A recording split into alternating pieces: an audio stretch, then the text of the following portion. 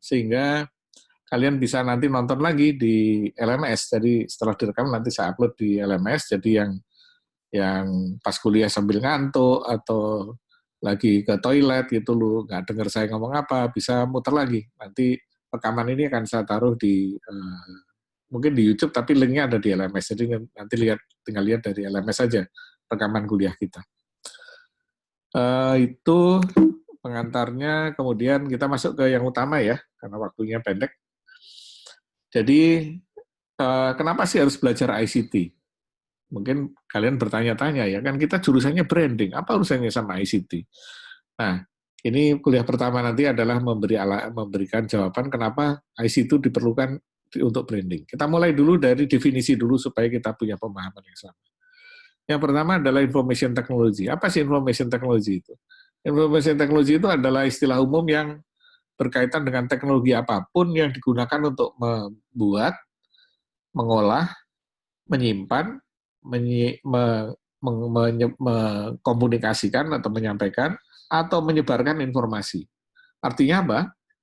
Kalau kita bicara IT itu aspeknya sangat luas, segala macam benda, segala macam teknologi yang digunakan untuk memproduksi, memanipulasi, menyimpan, mengkomunikasi, dan menyebarkan informasi itu namanya information technology. Jadi di sini kita bicara IT itu bukan sekedar komputer ya, ada TV, itu juga termasuk IT ya, kemudian telepon seluler, kemudian media sosial, kemudian juga billboard yang ada di jalan-jalan itu, kemudian apalagi hampir semua teknologi yang penting digunakan untuk membuat, atau digunakan untuk mengolah, atau menyimpan, atau mengkomunikasikan, atau mendiseminasikan, atau menyebarkan informasi.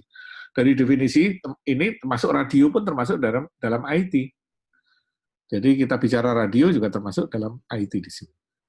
Demikian juga koran-koran digital ya. Nah, IT ini merupakan penyatuan antara komputer dengan komunikasi. Jadi komputer karena sifatnya digital, dan kemudian komunikasi karena sifatnya digunakan untuk mengkomunikasikan atau menyebarkan informasi. Prinsipnya di sini kalau gitu, secara sederhana IT adalah media atau teknologi komunikasi, teknologi penyebaran informasi yang menggunakan komputer atau berbasis digital.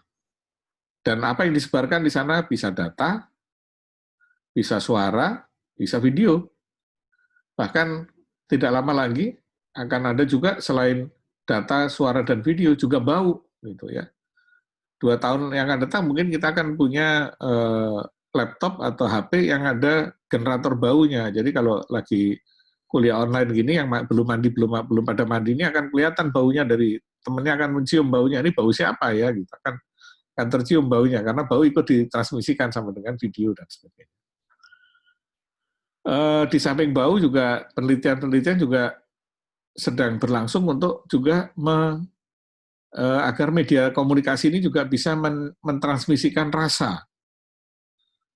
Ya, kalau suara sudah bisa, kalau data sudah bisa, gambar sudah bisa, video sudah bisa, bau sudah bisa, berikutnya adalah rasa.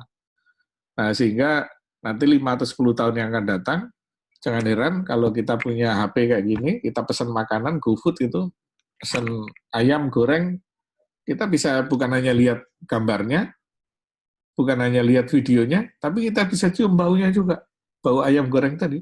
Bahkan kalau kita jilat gitu, akan terasa rasanya enak apa enggak gitu. Ini teknologi masa depan ya, teknologi impian. Ya. Sekarang belum ada untuk rasa, bau juga mungkin baru ada setahun 2 tahun yang akan datang. Nah, karena itu kalau kita bicara IT, itu bicara contohnya adalah meliputi segala macam peralatan, mulai dari komputer, PC, ya sampai ke telepon, TV, dan peralatan-peralatan yang lain. MP3 player, smartwatch, kemudian radio, dan yang lain-lain itu termasuk bagian dari information technology.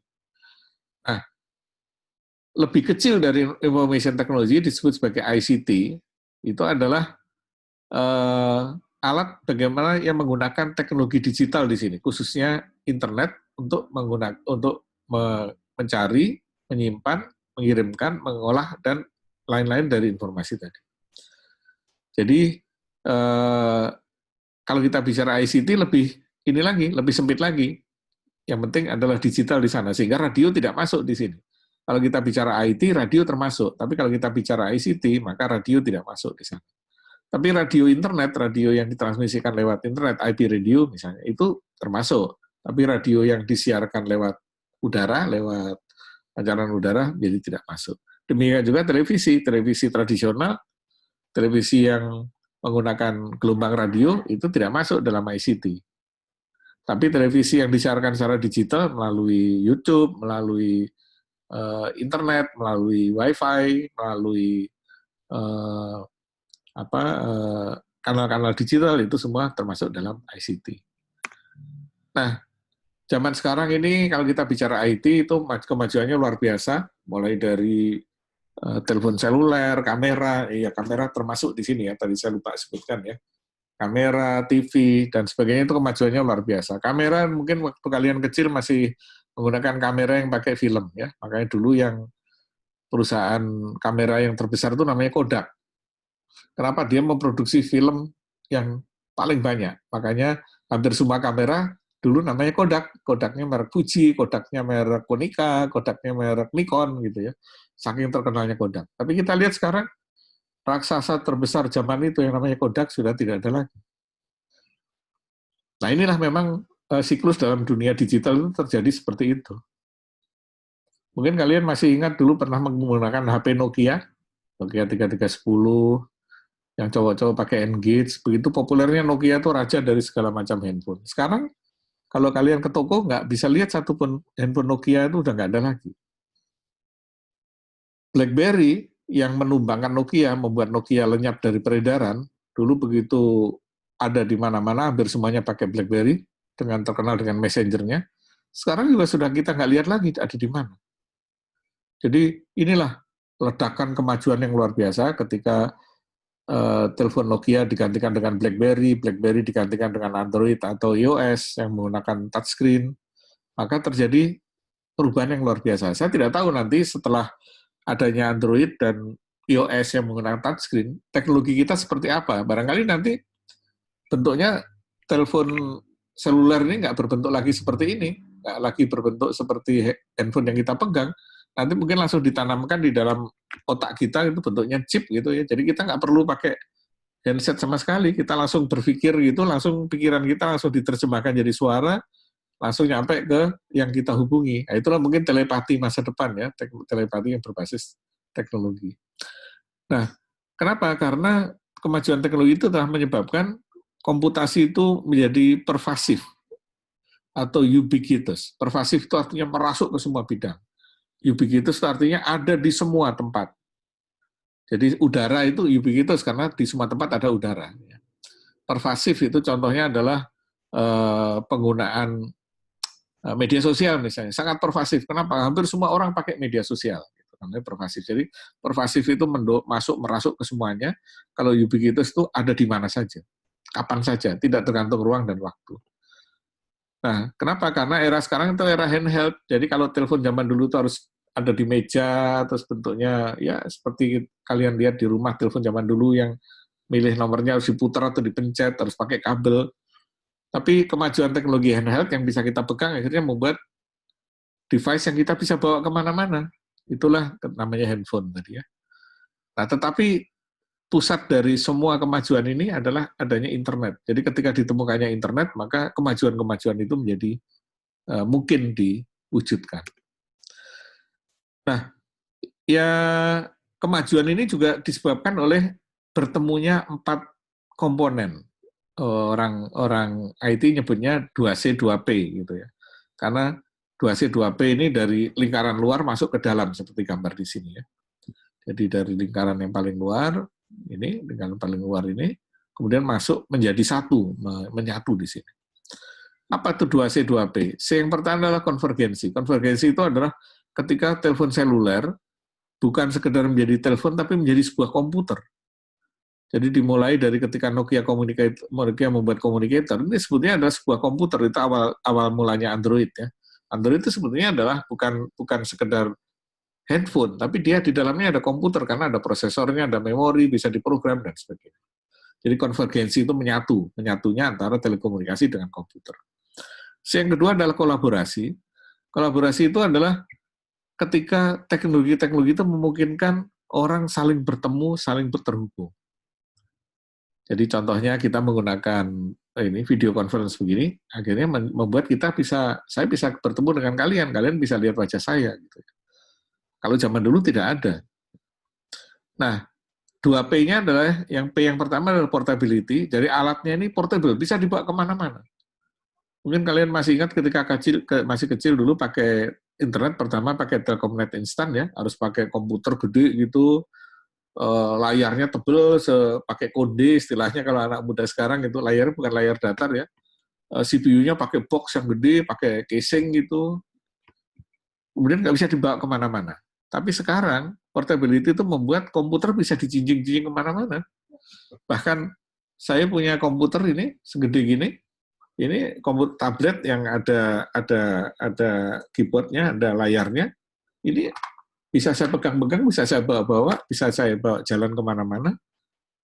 Padahal ini adalah, kalau zaman dulu ini komputer dengan prosesor Core i7, wah dulu gede banget pasti. Memorinya 8 GB, hard disk-nya di dalamnya pakai hard disk solid state 512 GB. Jadi portable bisa kita bawa kemana-mana. Nah, yang keempat adalah P yang kedua, yaitu personalisasi. Jadi alat tuh makin mudah digunakan, makin personalized. Zaman ayah kalian, mungkin kalau kalian tanya, pasti ayah kalian ingat dulu tuh ada namanya kursus pakai internet. Jadi internet zaman dulu tuh begitu susah. Susah. Email aja nggak semudah sekarang. Baca email aja susah. Sehingga harus ada kursusnya. Browsing, ya, browsing dulu pakai browser namanya Netscape, kalau sekarang kan pakai Mozilla, Firefox, atau pakai Chrome ya. Zaman dulu yang terkenal namanya Netscape. Pakai Netscape itu susahnya luar biasa juga, jadi browsing aja ada kursusnya. Kursus untuk browsing itu 3 hari. Mungkin saya kalau cerita sama anak-anak muda sekarang, bahwa zaman dulu baca email, browsing itu kursus, pada bingung semua, masa browsing aja pakai kursus, masa baca email saja pakai kursus, tapi itu adalah fakta 20 tahun yang lalu seperti itu. Kenapa? Karena alat itu begitu susahnya digunakan, rumit. Nah sekarang semua peralatan itu begitu mudah digunakan sehingga sangat personalized, sehingga sesuai dengan kita. Personalized itu artinya cocok dengan kita. Bahkan kalian bisa mungkin di rumah ada asisten rumah tangga atau tukang sayur, mereka tidak pernah sekolah tinggi-tinggi tapi bisa pakai WhatsApp, bisa nonton video di YouTube, ya. Bisa diskusi lewat WhatsApp. Begitu mudahnya sekarang komputer. Nah, ini adalah 2C, 2P di dalam komputer. Nah, karena itu IT mengalami perkembangan yang luar biasa. Dari yang dulu sangat tradisional, menjadi sangat-sangat advance. Apa perkembangannya? Kita lihat, menurut McKinsey ada 12 perkembangan, tapi saya nggak bahas semua ya. Perkembangan yang pertama adalah internet mobile. Internet mobile itu adalah memungkinkan kita berinternet sambil bergerak. Zaman dulu nggak pernah ada orang terpikir internet sambil bergerak. Kalau internet ya harus duduk di meja, pakai desktop, ya, atau kalau nggak di warnet gitu. Kalian nggak tahu pernah ngalami nggak zaman warnet ya? Pakai warnet, harus datang ke warnet. Kenapa? Karena alatnya nggak bisa jalan. Tapi ketika ditemukannya gadget, ditemukannya handphone, maka membuat kita bisa berinternet sambil berjalan. Nah, perkembangan handphone sendiri mengalami sekarang itu sudah 5 generasi. Generasi yang pertama namanya 1G, 1G. 1G itu adalah telepon yang bisa hanya dipakai telepon saja. Itu era mungkin kalian nggak pernah menemukannya, karena rata-rata kalian masih lahir tahun 90-an ke atas ya. Tahun 94, ketika telepon seluler pertama ditemukan, itu dulu yang terkenal mereknya Motorola. Kalau nggak yang top itu Motorola dulu. Gedenya segede koper gitu. Hanya bisa dipakai telepon. Itulah generasi pertama. Generasi kedua mulai agak kecil. Merek yang terkenal mulailah di situ masuk Nokia, kemudian masuk Siemens dan yang lainnya. Mulai banyak mereknya. Cirinya adalah 2G ini bisa dipakai untuk 2 hal. Yaitu bisa dipakai telepon dan bisa dipakai untuk SMS. Kemudian masuk generasi ketiga, yaitu ketika mereka bisa menggunakan internet meskipun kecepatannya rendah di handphone. Maka lahirlah BlackBerry. BlackBerry dimungkinkan lahir, kenapa? Karena waktu itu teknologi komunikasi sudah memungkinkan kita internet sambil bergerak. generasi ketiga dengan kecepatan rendah. Makanya BlackBerry hanya dipakai untuk teks saja, nggak bisa. Zaman dulu kalau nonton video pakai YouTube itu nggak bisa, harus di-download dulu. Pasti putus-putus kalau langsung ditonton. Atau video conference begini nggak mungkin ada. Ngirim gambar lamanya luar biasa. Yang biasa dikirim adalah ngirim teks. Itulah generasi ketiga. Nah, kemudian masuklah generasi 4 yang sampai sekarang ini kita nikmati, namanya 4G, generasi keempat. Generasi keempat itu adalah mulai digunakan teknologi telekomunikasi yang lebih canggih, sehingga kok yang dikomunikasikan bukan hanya suara, bukan hanya teks, bukan hanya data, tapi juga bisa mulai mengirim gambar dan video. Makanya kalian dengan 4G, sekarang kan era 4G namanya. Dengan 4G bisa nonton video, bisa nonton Netflix, bisa video conference begini, bisa ngirim gambar, dan sebagainya. Nah, ke depan kita akan masuk ke era yang baru, namanya era generasi kelima atau 5G. Era generasi kelima ini sebetulnya kalau Indonesia rencananya tahun 2020 ini sudah di Jakarta sudah jalan, tetapi gara-gara ada virus, maka jadi tertunda. Mungkin tahun 2021, berapa kota besar di Indonesia akan punya fasilitas generasi kelima atau 5G. Nah, apa sih generasi kelima ini hebatnya? Generasi kelima ini kecepatannya adalah 100 kali lebih cepat dari 4G. Jadi generasi kelima itu kecepatannya 100 kali generasi yang kita sekarang. Untuk membayangkan itu kan susah ya, tapi yang paling gampang begini. Yang paling gampang adalah kalau kalian download lagu ya, download lagu MP3 gitu ya. Coba dijawab pakai chat ya. Lagu apa sih yang ngetop sekarang, yang kalian suka, lagu apa contohnya?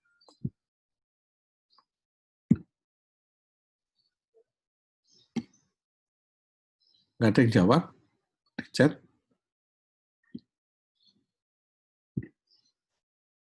Halo?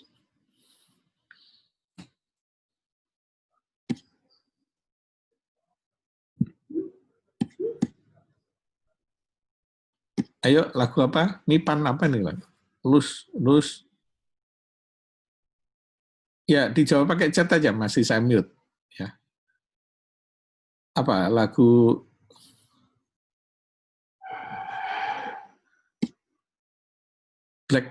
Blackpink? Nah, lagu judulnya apa itu kan Blackpink, dan namanya itu kan lagu penyanyinya. Judulnya lagu apa? Biar nggak ngantuk ini, kalau nggak pada ngantuk. Ada judulnya es krim ya? Saya nggak tahu ya. Ambillah misalnya, ya ambillah lagu misalnya lagu Dynamite ya, Dynamite-nya BTS. Mungkin bener ya, saya nggak tahu, mungkin generasi saya soalnya beda lagunya ya. Nah, kalau kita download lagu MP3 ya, MP3 kita download gitu, itu dengan 4G itu makan waktu 2 menit lah kira-kira. Jadi kalau kalian download pakai HP kalian, itu 2 menit baru kita bisa download lagu MP3. Jadi, tapi dengan 5G itu hanya 1 detik nanti. Jadi bisa dibayangkan begitu kita tekan enter, itu langsung seluruh lagu itu, satu lagu itu 1 detik sudah masuk ke handphone kita, saking cepatnya.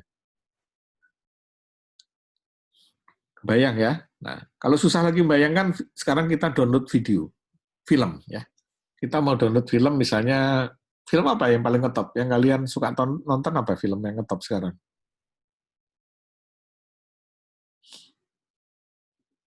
Mana? It's Okay Not to Be Okay, itu ada di Netflix ya. Manis itu, Lucifer itu semuanya di Netflix semua. Ini tukang nonton rupanya pada nonton Netflix ya. Nah, film tadi ya, film-film yang kalian sebutkan tadi, kalau kita mau download ya, bukan nonton ya, kita download, itu makan waktu kira-kira 30 menit untuk download film yang full HD. Setengah jam lah ya, kira-kira film itu terdownload semua. Tapi dengan 5G itu nanti, itu hanya 1 menit. Jadi kalian ketik enter, baru ngobrol sebentar, sudah selesai downloadnya, saking cepatnya. Nah itu adalah generasi ke apa namanya, generasi kelima atau 5G. Nah, sebentar saya save yang ini saya tadi.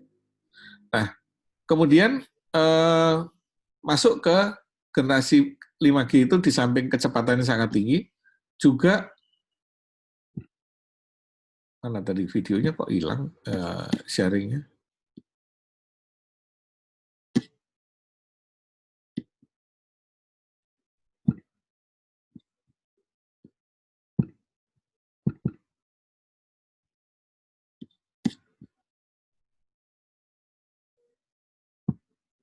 Masih kelihatan nggak screen PowerPoint-nya? Oke, tadi hilang ya. Nah, jadi di samping dia kecepatannya sangat tinggi, juga bandwidth-nya lebar. Bandwidth lebar itu akhirnya memungkinkan orang bisa menggunakan bersama-sama sekaligus. Dengan menggunakan 4G yang kita punya, itu bandwidth-nya kecil sehingga paling kalau kita video conference begini 100 orang, 200 orang aja mungkin sudah putus-putus, jalannya lambat gitu ya. Tapi dengan 5G nanti bisa ribuan orang sekaligus. Sebuah percobaan di Spanyol dengan jaringan 5G itu sekaligus orang bisa ada 50.000 orang bersama-sama video conference. Ya kebayang ya gambarnya kecil-kecil gitu ya. Ini baru 30 orang aja gambarnya udah kecil-kecil. Ini 15.000 kayak gimana ya gambarnya kecil-kecil ya. Tapi itulah teknologinya ya hebatnya. Nah yang ketiga adalah baterainya kecil, irit. Pemakaian baterainya sedikit. Jadi coba kalau kalian pakai HP kira-kira berapa hari sekali itu ngecas?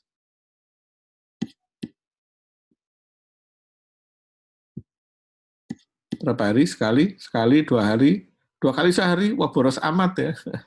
Tapi rata-rata ya sehari sekali lah ya. Rata-rata sehari, rata-rata ya. Rata-rata sehari sekali. Tapi 5G itu nanti sekali ngecas itu 30 hari sekali. Jadi sebulan sekali kalian ngecas. Kebayang ya? Sampai kita lupa karena sebulan sekali baru ngecas. Jadi ingat-ingat nanti kalau udah kerja ngecasnya pas gajian ngecas HP gitu. Nanti dipakai begitu gajian lagi ngecas lagi gitu. Karena saking lamanya 30 hari. Bahkan beberapa pabrik, contohnya Huawei misalnya dan beberapa yang lain-lain itu sudah mulai membuat eksperimen baterai yang dicasnya 5 tahun sekali. Jadi kalian beli HP, dicas penuh, udah itu 5 tahun nggak akan habis-habis. Sehingga nanti tahun-tahun yang akan datang, kalau kalian ada teman kalian bawa power bank, bawa charger, nyari-nyari colokan itu nanti jadi tertawaan itu jadul amat HP-nya gitu. Karena HP-HP nanti itu paling tidak itu 30 hari sekali baru dicas. Jadi nggak perlu bawa power bank. Apalagi nyari-nyari colokan. Gitu. Apalagi kalau HP yang 5 tahun sekali baru dicas tadi. Nah ini adalah kemajuan teknologi 5G yang luar biasa. Tapi juga pertanyaannya nanti mahal nggak ya?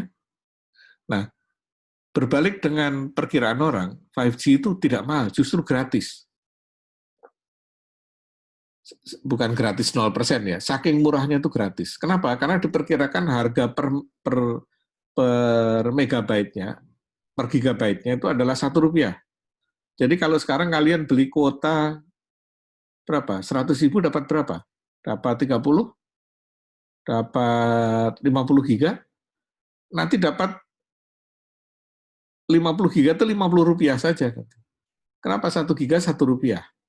Jadi nggak ada ceritanya orang nggak mampu beli internet ke depan. Kenapa saking murahnya itu per gigabyte diperkirakan hanya Rp1. Ini sudah terjadi di India. Di India itu operator India namanya Jio. Jio itu sudah mulai memasarkan 5G dengan Rp1 per 1 gigabyte. Nah, jadi kalian bisa bayangkan ya, kalau dikasih jajan sama orang tua kalian, nggak usah beli yang banyak-banyak, pakai Rp1.000 saja. Rp1.000 itu kalian belikan kuota dapat 1.000 giga. 1.000 giga itu udah banyak banget tuh, nonton Netflix tiap hari juga nggak habis itu, 1.000 giga. Rp1.000, 1.000 giga. Nah inilah dunia masa depan. Ya. Nah, akibat dari internet yang sangat murah dan sangat cepat dan sangat andal tadi, maka kita akan hidup di dalam dunia yang disebut sebagai dunia hyper-connected. Semua barang nanti connect ke internet. Jadi bukan yang sekarang kalau kita connect ke internet kan paling laptop, HP, paling juga jam tangan gitu ya. Tapi nanti kulkas kita connect ke internet, lampu kita connect ke internet, baju kita connect ke internet, sepatu kita, semua benda nanti connect ke internet. Mobil kita connect ke internet, dan sebagainya. Nah, inilah yang disebut sebagai era hyper-connected. Sekarang sudah mulai sebetulnya.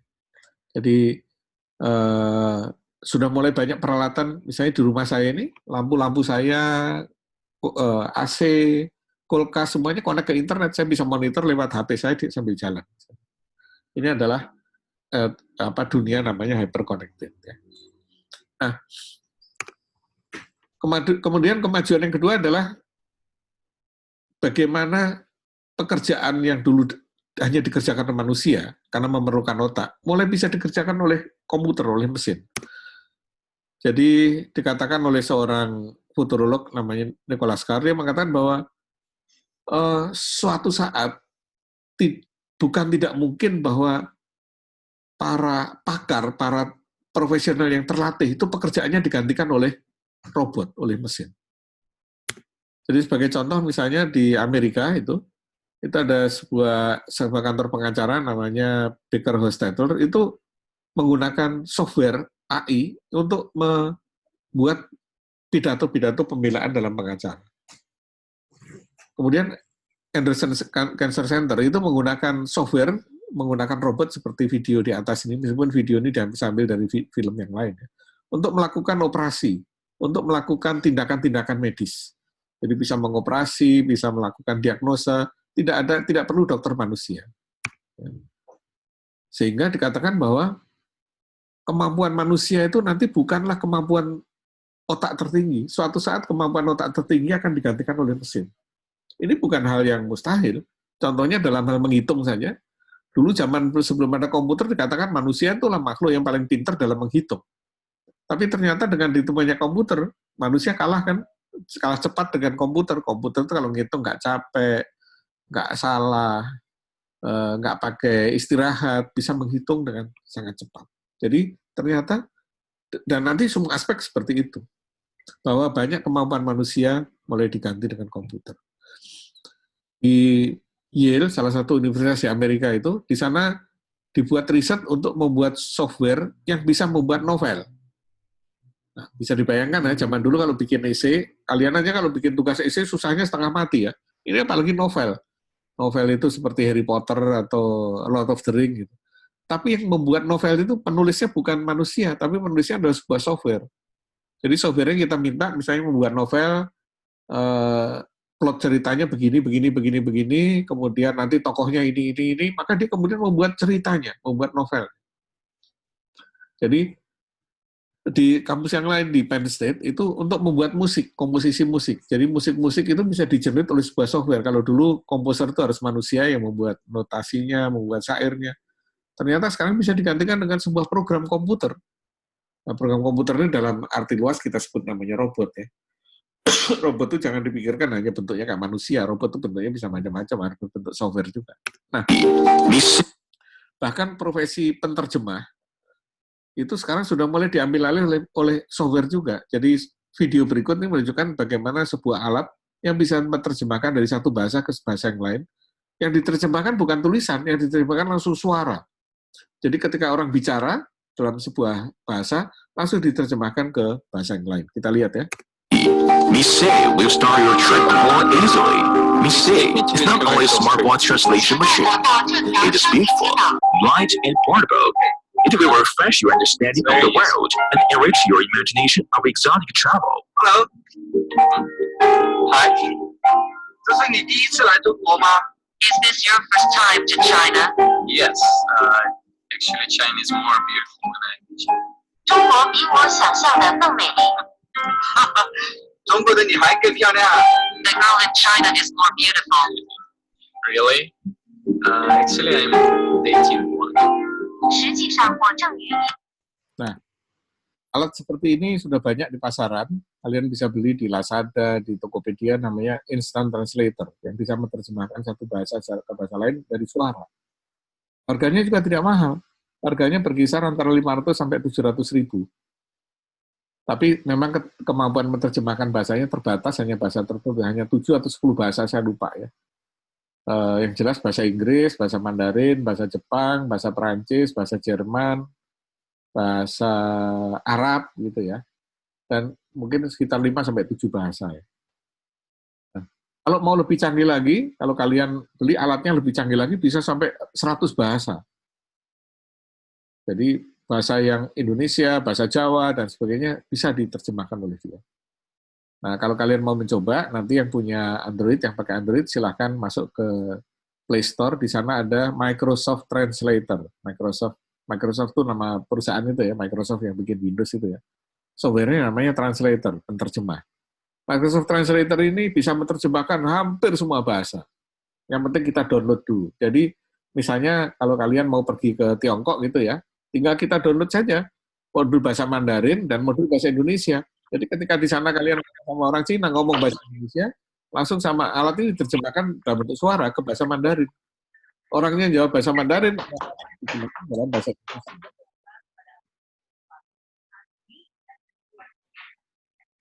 Bentar, ini siapa yang mikrofonnya nyala ini ya? Thomas ya. Thomas, mikrofonnya saya matikan dulu. Oke. Nah, jadi suara bisa diterjemahkan. Jadi nanti silahkan coba di Play Store atau di App Store itu ada Microsoft Translator. Jadi kalau nanti piknik-piknik, kalau sudah virusnya udah nggak ada, kalian ada yang piknik ke Cina atau ada yang naik atau umroh ke Arab gitu ya, nggak usah belajar bahasa Arab, tinggal download saja bahasa Indonesia dan bahasa Arab. Kalian ngomong bahasa Indonesia, oleh alat itu diterjemahkan dalam bahasa Arab. Ya, orangnya menjawab bahasa Arab, oleh alat ini diterjemahkan dalam bentuk suara ke bahasa Indonesia. Jadi menerjemahkan itu dulu hanya pekerjaan manusia yang bisa. Ternyata sekarang software bisa melakukan penerjemahan secara otomatis dalam bentuk suara, bukan dalam bentuk teks seperti Google Translate. Kalau Google Translate itu kan teks demi teks. Kalau ini lebih ke suara, sehingga tidak terjemahkan kata demi kata. Nah, di Hong Kong itu ada sebuah perusahaan venture capital ya, yang anggota direksinya itu bukan manusia, tapi dia punya anggota direksi, ada board ya, boardnya ada 5 orang gitu, yang 4-nya manusia, yang satunya itu robot, yang satunya itu komputer gitu. Jadi kita lihat komputer sudah makin cerdas ya. Di rumah saya, karena saya nggak ada pembantu ya, di rumah nggak ada pembantu, jadi saya pakai robot untuk ngepel. Saya beli robot ngepel buatan Xiaomi, ada itu dijual di toko-toko online ya, robot untuk ngepel buatan Xiaomi. Robotnya begitu cerdas, dia kalau mau ngepel dia bikin peta dulu, dengan dia berputar gitu, bikin peta, kemudian mulai ngepel. Dan ngepelnya itu lebih bersih dibandingkan ngepelnya manusia gitu. Dan semua connect ke internet gitu ya, kemampuannya ini connect ke internet. Jadi di samping itu kita saksikan juga banyak toko-toko pada tutup. Toko-toko ini pada tutup, Matahari, Ramayana itu tutup bukan masalah COVID ya. Sebelum ada COVID pun mereka sudah banyak yang tutup. Sebelum ada COVID itu bahkan di Jakarta ada 7 gerai Matahari tutup. Kenapa? Karena cenderungan masyarakat belanjanya sekarang online.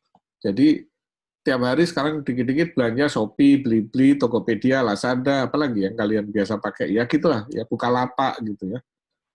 Jadi itulah yang menguasai perdagangan sekarang.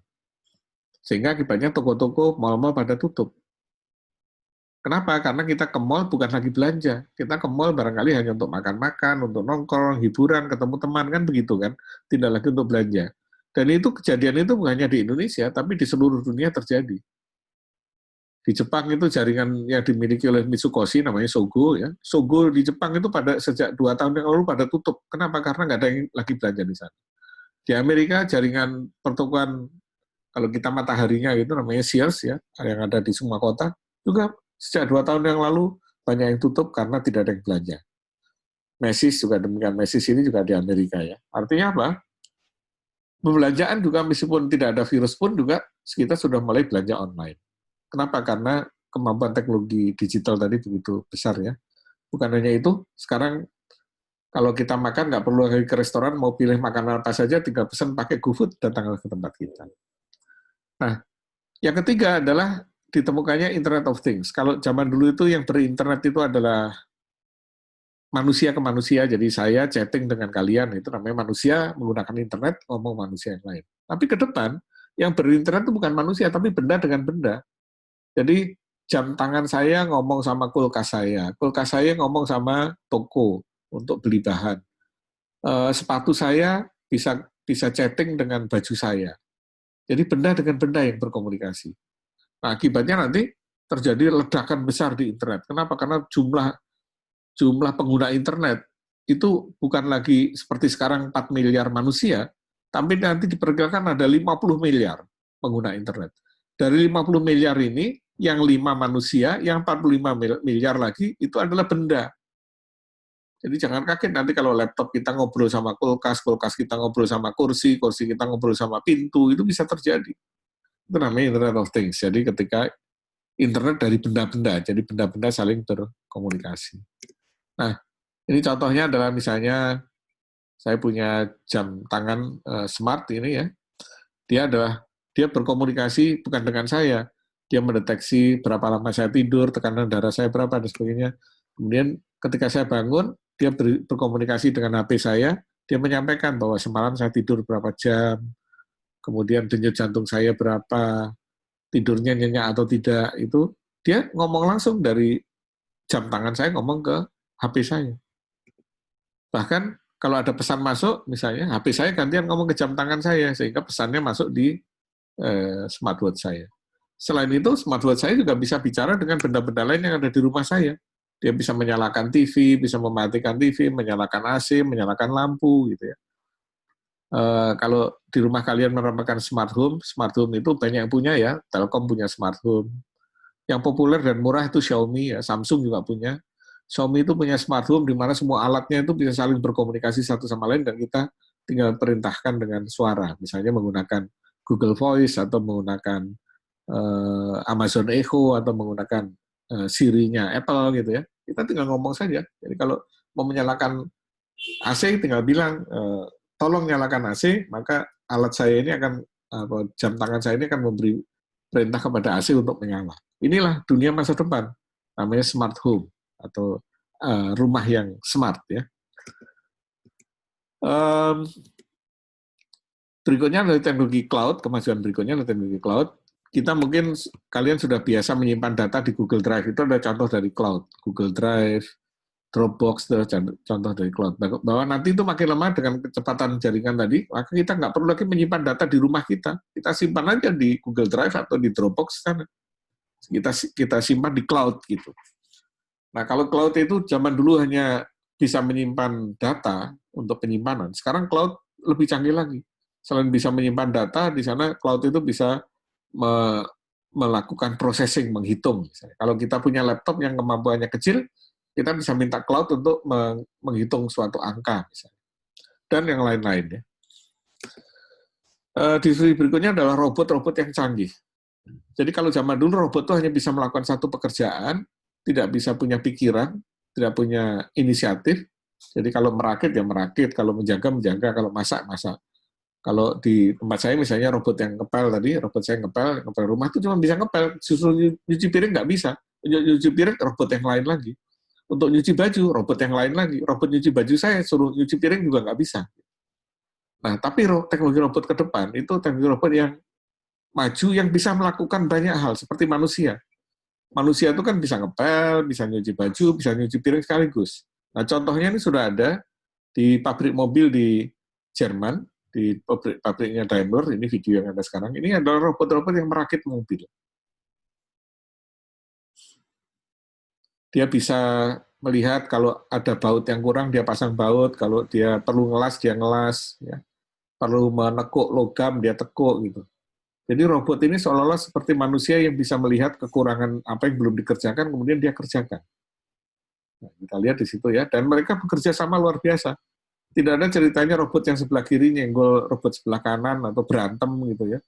Perkelahian antar robot itu nggak ada. Tapi kalau ini manusia, pasti ada yang kecipratan api terus marah, ya. Kesenggol marah gitu. Tapi robot-robot ini nggak pernah marah. Nah, karena teknologi robot ini begitu maju, maka satu pabrik laptop terbesar di Tiongkok, di Cina, namanya Foxconn. Jadi kalau kalian pakai laptop apapun itu di pabrik. Yang buat bukan mereka, yang buat Asus, yang buat Apple, MacBook, ya, yang buat HP, yang buat Sony, itu bukan mereka. Yang buat itu adalah Foxconn ini. Kemudian tinggal ditempel saja merek-merek Sony, mau Toshiba, mau Asus, baru ditempel oleh pemegang merek. Nah, saya mau cerita soal Foxconn. Foxconn ini pegawainya ada 1 juta orang. 1 juta pekerja yang merakit laptop. Nah, dengan kemajuan teknologi robotik seperti ini, maka Foxconn rencananya dalam waktu 3 tahun ke depan itu akan mengganti 1 juta pegawainya dengan robot semua.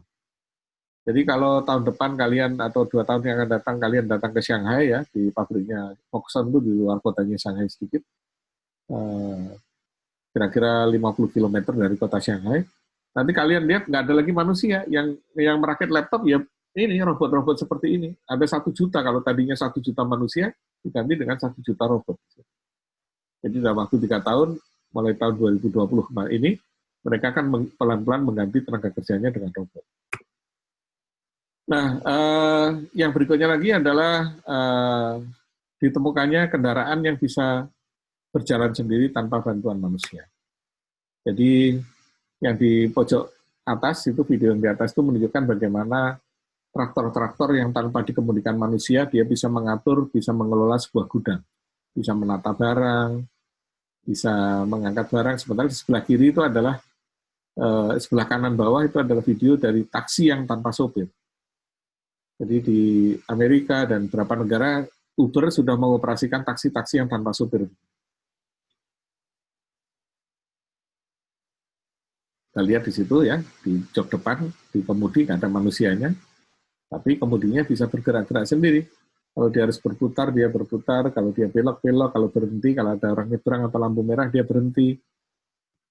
Sementara yang di pojok kiri atas itu, kren-kren ini bisa mengatur barang, meletakkan bagaimana yang efisien, penyimpanan barang yang mana yang efisien, sesuai dengan jenis barangnya, dan kapan pengeluaran barangnya.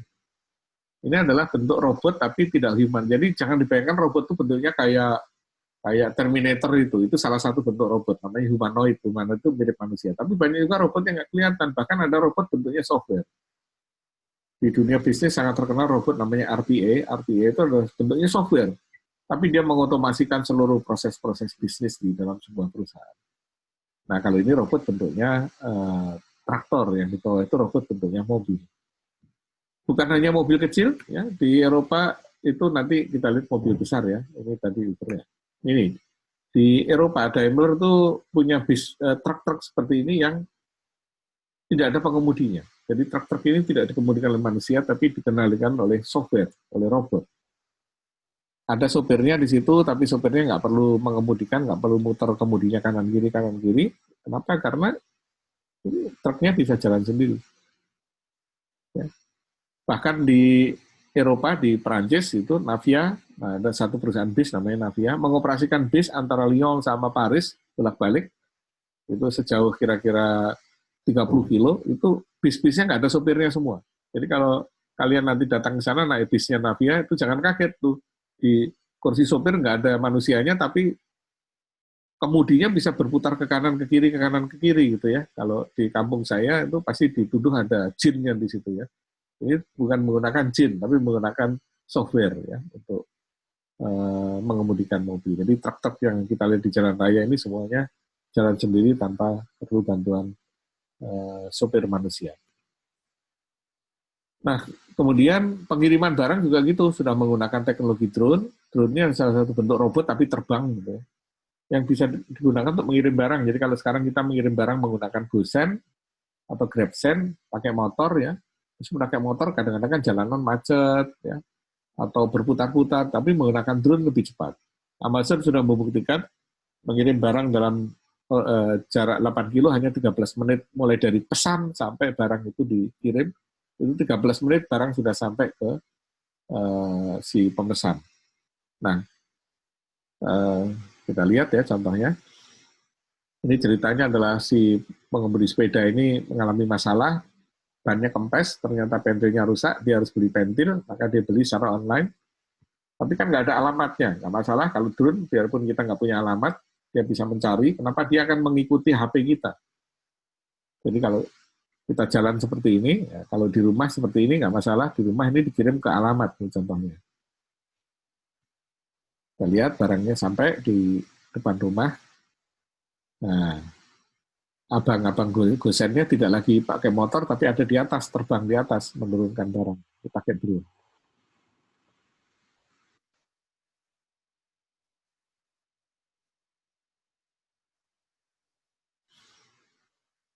Nah, demikian juga tadi kalau kita di tengah jalan, drone-nya mengikuti lokasi GPS dari HP kita dan mengirimkan biarpun kita di tengah sawah, barang tetap bisa dikirim. Inilah teknologi drone yang ada digunakan oleh Amazon ya. Nah, karena itu tidak heran kita sekarang masuk ke revolusi yang keempat. Ini yang sekarang mungkin kalian sering dengar ya, di mana-mana ada seminar mengenai industri 4.0. Industri 4.0. Apa sih sebetulnya itu? Jadi industri itu mengalami 4 fase perubahan. Fase yang pertama adalah ketika mulai menggunakan mesin. Tadinya manusia itu menggunakan ototnya, menggunakan tangannya. Jadi kalau membubut, mengelas, menggergaji itu pakai tangan. Gitu. Kemudian mulai karena keterbatasan tenaga manusia, dibuatlah mesin. Makanya menggergaji, membubut, memotong, merakit, dan sebagainya mulai menggunakan mesin. Mesin ini menggunakan tenaga mesin uap, jadi pakai air ditaruh di ketel, dibakar, kemudian uapnya itu dipakai untuk menggerakkan mesin. Nah, kemudian revolusi yang kedua adalah masih menggunakan mesin yang sama, tapi tidak menggunakan uap, tapi menggunakan listrik. Jadi untuk menggerakkan menggunakan motor-motor listrik. Revolusi yang ketiga yang sekarang kita Indonesia berada di sini di ketiga itu mulai menggunakan mesin-mesin yang bisa berjalan sendiri, bisa diprogram, mulai menggunakan elektronik. Nah, revolusi keempat ke depan itu adalah mesin-mesin seperti di industri 3, tapi mesinnya cerdas seperti di video yang tadi, seperti robot tadi. Yang cerdas, dia bisa seolah-olah seperti tenaga kerja manusia, dia bisa berpikir, bisa punya inisiatif. Makanya dasarnya adalah Internet of Things, dasarnya adalah artificial intelligence yang ada di sana. Jadi mesin-mesin ini punya kecerdasan. Nah, sekarang relevansinya apa sih? Kita ngomong soal IT, kenapa sih? Kan saya jurusannya branding, Pak. Ngapain sih ngurusi belajar IT? Nah, saudara sekalian, seluruh dunia itu bergerak ke namanya 4.0. Tadi industri bergerak ke industri 4.0. Dunia perbankan, keuangan bergerak ke finance 4.0, menggunakan teknologi untuk keuangan. Pariwisata juga begitu, logistik juga demikian. Retail menggunakan 4.0 itu misalnya ketika kalian belanja menggunakan Gojek, menggunakan Tokopedia atau Bukalapak dan sebagainya, membayarnya pakai OVO, membayarnya pakai digital money, uangnya barangnya, nah cuma barangnya saja masih dikirim fisik sekarang. Tapi nanti dengan adanya drone itu barang dikirim lewat drone. Itu di industri retail ya. Nah, artinya apa? Branding juga akan masuk ke dalam branding 4.0. Inilah inti sari dari mata kuliah kita hari ini sampai satu semester nanti adalah bicara mengenai branding 4.0, yaitu bagaimana teknologi digunakan untuk branding. Kenapa? Karena di dalam branding itu kita tahu bahwa sekarang itu media sosial itu begitu berkuasa. Sesuatu bisa dikatakan baik kalau di media sosial diberitakan baik. Seorang yang baik bisa menjadi jelek karena media sosial memberitakan jelek. Dan sekarang ini banyak, makanya sekarang kan kita lagi rame soal influencer itu ya, buzzer ya. Mungkin kalian baca juga di media ya. Buzzer atau influencer itu orang yang punya pengaruh yang luar biasa. Kenapa? Ketika dia ngomong di media sosial, omongan dia dipercaya. Benar apa salah nggak penting. Nah, karena itu nanti kita bicara mengenai media sosial ya. Kemudian yang berikutnya lagi adalah konten.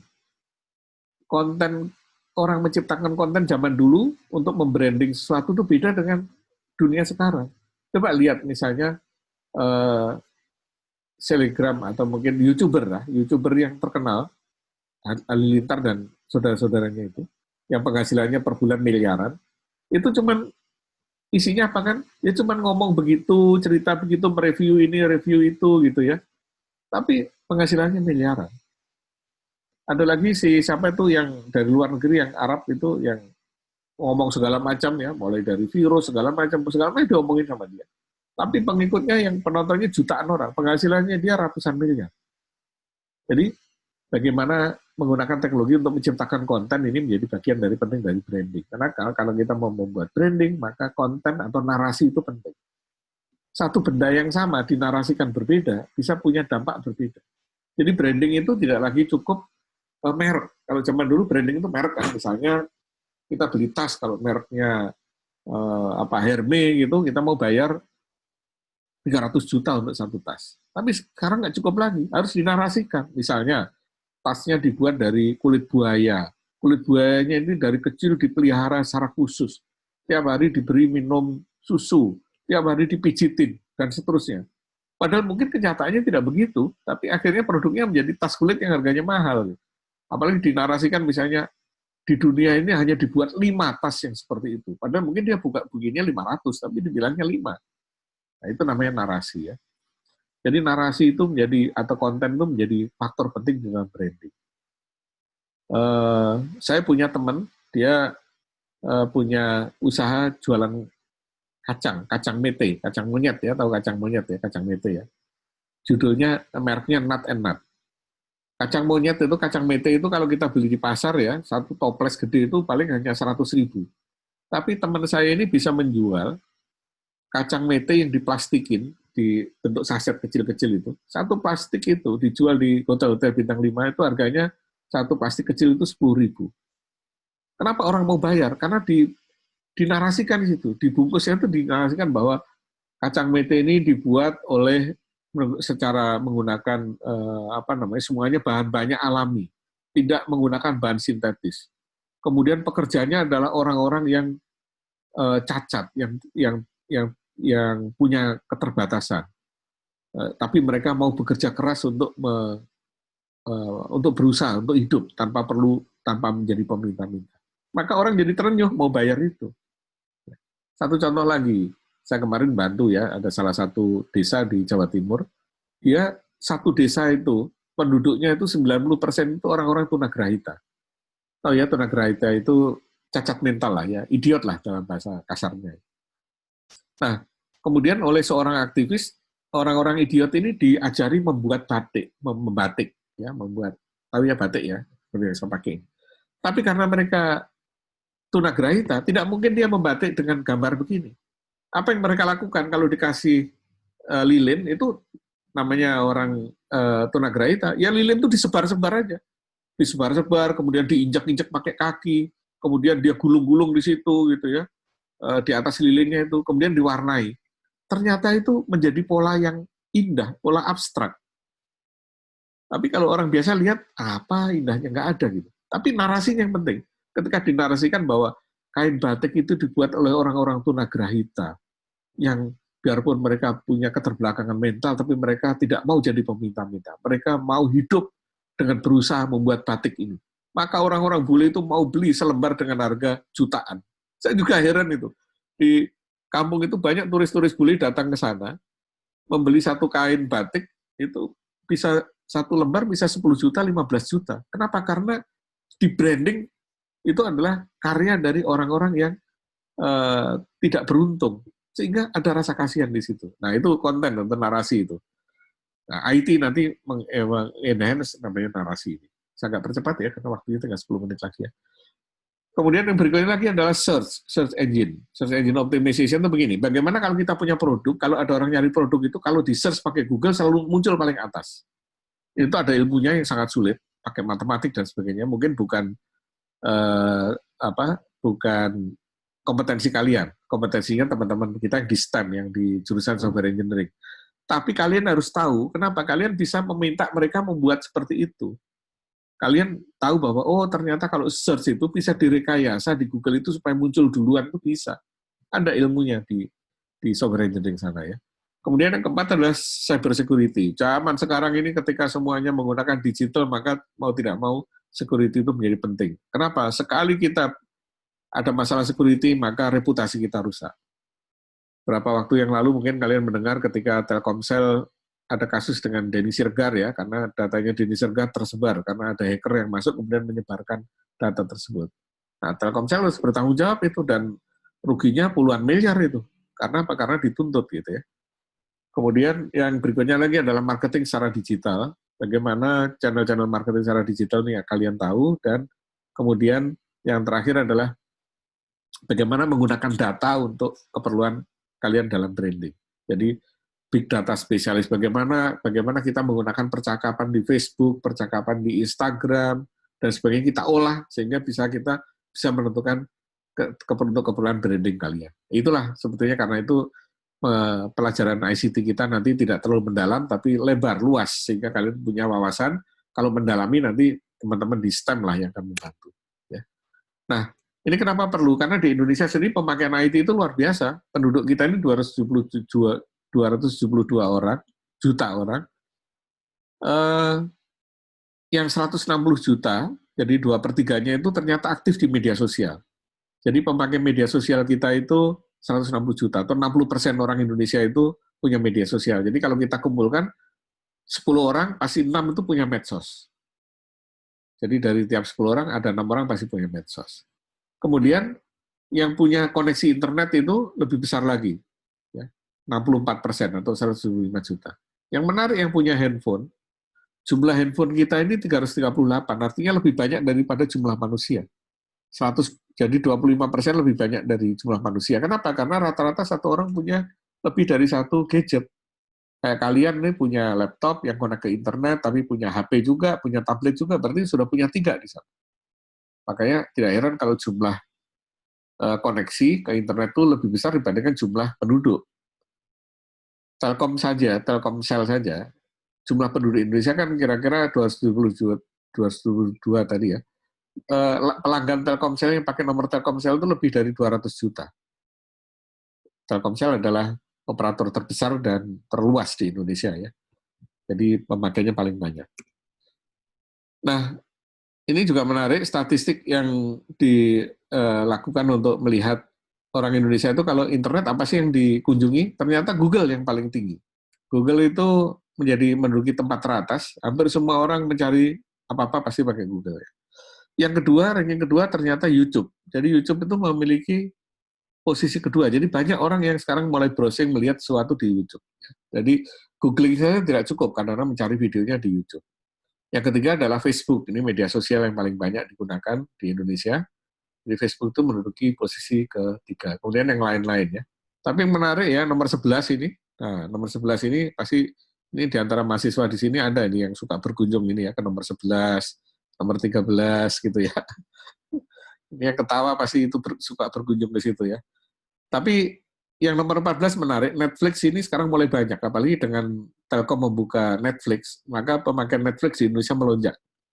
Ini data Januari, waktu itu Netflix belum dibuka ya. Mungkin sekarang setelah Netflix dibuka oleh Telkom, mungkin Netflix ini bisa naik ke nomor 2 atau nomor 3. Mungkin di antara kalian sebagian besar juga menggunakan Netflix ya. Nanti kita ada sesi khusus mengenai Netflix ya. Nah, jadi artinya apa? ICT ini ada di semua aspek marketing, mulai dari pembuatan strateginya, risetnya, bagaimana proses marketingnya, bagaimana proses sales, branding, dan termasuk untuk retail. Jadi ada semua aspek termasuk branding. Makanya meskipun kalian mahasiswa branding harus mengerti tentang ICT. Kenapa? Karena ICT digunakan untuk membuat rencana ya, menggunakan tools apa, kemudian kelebihannya apa sih menggunakan ICT ini? Kenapa? Karena ICT itu bisa dilakukan setiap saat dan di mana saja gitu. Jadi kalau mau promosi tidak harus nunggu besok pagi, tidak harus nunggu siang, tidak harus malam, tiap saat bisa dilakukan kalau kita sudah posting di media-media digital. Kemudian yang kedua Anda bisa dilakukan di mana saja. Produk yang harus dipromosikan di Amerika tidak harus dilakukan, Anda datang ke Amerika, dari Indonesia kita bisa lakukan. Kenapa? Karena internet itu global, ada di sebuah tempat ya. Yang kedua adalah lebih murah. Bayangkan kalau kita pakai brosur, nyetaknya saya sudah berapa, kemudian ngirimnya juga berapa, tapi dengan menggunakan digital, pakai email lah paling gampang, itu Rp0, karena email itu nggak bayar. Di-push di grup-grup WA juga Rp0, paling cuma makan kuota sedikit saja. Nah, jadi lebih murah ya. Yang ketiga adalah bisa membangun hubungan di situ. Jadi ketika kita punya grup-grup, maka ada relationship terbentuk di sana. Sehingga karena sering bertemu, sering berkomunikasi, maka ada rasa untuk saling bantu.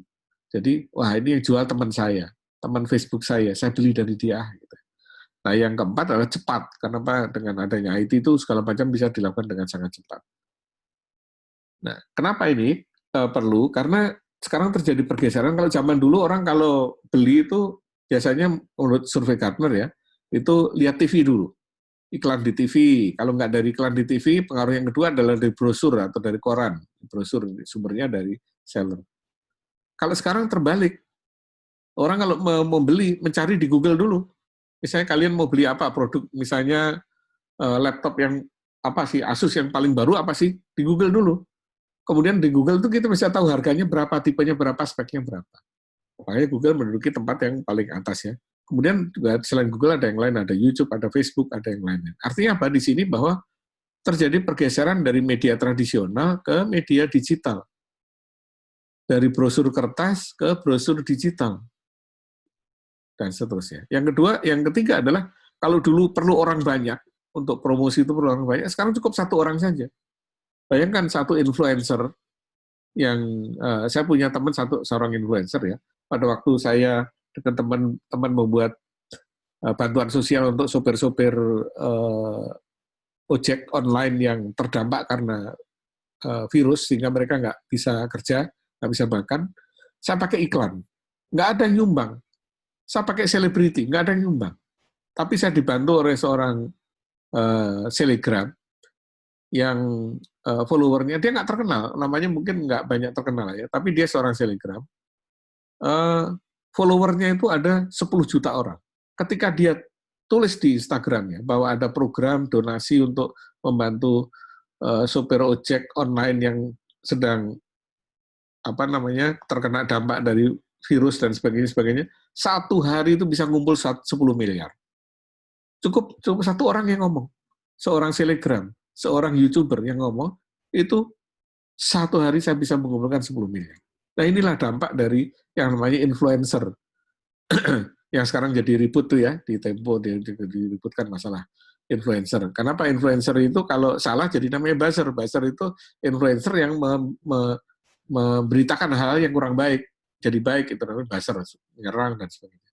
Tapi sebenarnya terminologi influencer itu bagus, makanya influencer itu sekarang profesi yang paling menarik ya. Ada teman saya seorang influencer itu penghasilannya 1 bulan bisa 15 miliar.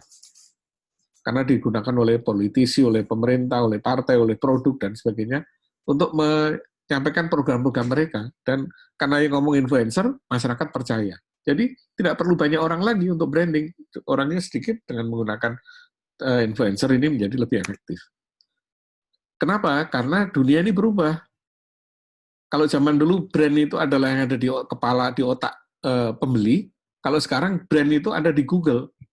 Google ngomong jelek tentang kita, jeleklah kita. Google ngomong baik tentang kita, baiklah kita. Jadi your brand is what Google says. Jadi apa yang dikatakan Google itulah brand kita. Jadi hati-hati. Makanya berperilaku di media sosial itu hati-hati. Kenapa? Brand kita adalah yang ada di Google itu. Nah, oke, ini bagian terakhir. Di samping untuk branding, ICT juga banyak dipakai di bidang lain, misalnya untuk pendidikan, ya seperti sekarang ini ya, online learning, distance learning, blended learning, Prasetya Mulia akan menuju ke blended learning ya. Jadi digunakan untuk pembelajaran begini. Ada dipakai untuk kesehatan juga, misalnya sudah pakai Halodoc, pakai Apotika 24 untuk telemedicine dan sebagainya ya. Ini dipakai untuk kesehatan ya. Juga dipakai untuk perdagangan. Kalian mungkin sudah biasa pakai OVO, pakai apalagi pakai GoPay dan link aja ya. Kalau bisa pakai link aja ya. Link aja ini buatan punya Indonesia soalnya. Kalau OVO kan sekarang sudah punya Singapura ya. GoPay juga punya asing sekarang ya. Yang satu-satunya masih pilih bangsa Indonesia ada link aja, makanya banyak pakai link aja ya. Tapi untuk payment sekarang sudah banyak digunakan ya. Juga dipakai untuk sharing ekonomi, misalnya Gojek itu adalah sharing ekonomi di mana kendaraan satu dipakai oleh banyak orang ya. Grab itu adalah sharing ekonomi. Kalau dulu satu mobil hanya dipakai oleh satu orang, sekarang satu mobil bisa diganti-ganti, berganti-ganti yang menggunakan. Itu namanya sharing ekonomi. Bisa dipakai untuk santai-santai, untuk leisure, untuk menyenangkan, misalnya main game. Banyak di sini gamer-gamer kan, wajah-wajah gamer di sini banyak ya. Bisa dipakai untuk pembuatan video atau film yang lebih punya animasi yang bagus ya. Sekarang kan kalau kalian lihat film-film itu luar biasa tuh, manipulasi digitalnya, ada orang jadi besar, ada orang bisa terbang, ada orang bisa cepat di sini dengan menggunakan komputernya. Ya, yang terakhir adalah digunakan untuk streaming, jadi untuk membagi konten, misalnya musik atau video gitu ya. YouTube adalah salah satu contoh.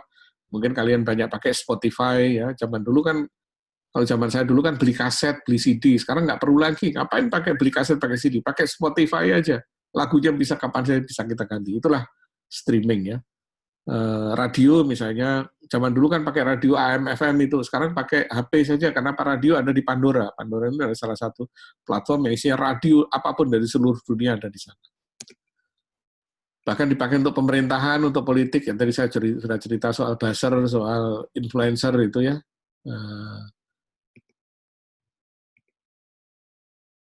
Oke. Saya kira itu, saudara sekalian, akhir dari kuliah saya untuk kali ini. Jadi,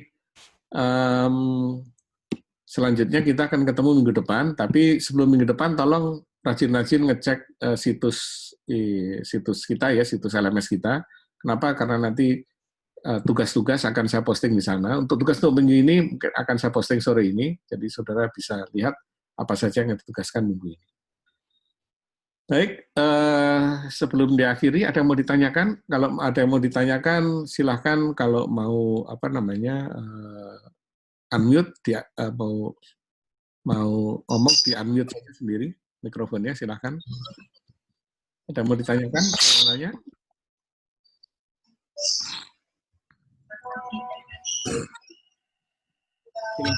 Silahkan. Ada yang mau nanya? Ada?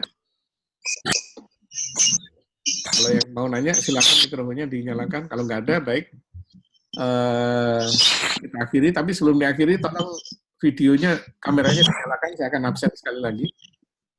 Saya akan absen. Oke.